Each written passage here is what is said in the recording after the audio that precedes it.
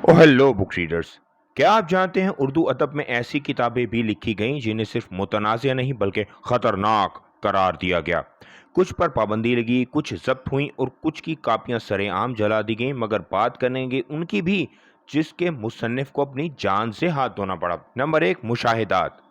1902 में शाया होने वाली इस किताब में होश बलगरामी ने रियासत हैदराबाद के दरबार और हुक्मरानों पर सख्त तनकीद की।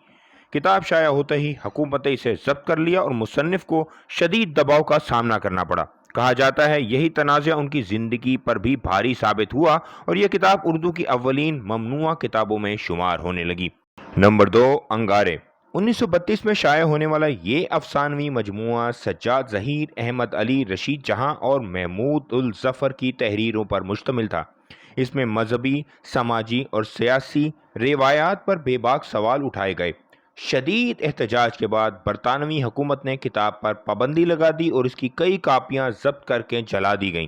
यही किताब बाद में तरक्की पसंद तहरीक की बुनियाद भी बनी। और नंबर तीन, आशोब। ये एक इनकलाबी और सियासी नोयत की तहरीर थी जो बरसों तक मंजरेआम पर ना आ सकी।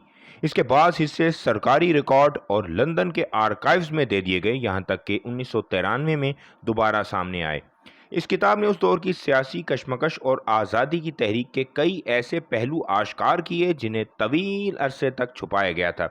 ये तीनों किताबें इस बात का सबूत हैं कि कभी कभी अल्फाज तलवार से ज़्यादा ताकतवर साबित होते हैं। सवाल यह है कि क्या किसी किताब पर पाबंदी लगा देने से ख्यालात को भी कैद किया जा सकता है। अगर आप उर्दू अदब तारीख के ऐसे ही दिलचस्प मौज़ूआत जानना चाहते हैं तो वीडियो को लाइक करें, चैनल को सब्सक्राइब करें, कमेंट में बताएं आप इनमें से किस किताब पर तफसीली वीडियो देखना चाहते हैं। किताबें पढ़ें, इल्म फैलाएं, जुड़े रहें बुक ट्यूबर टोल्स्टाई के साथ। अगली किताबी मुलाकात तक पढ़ते रहें, सोचते रहें।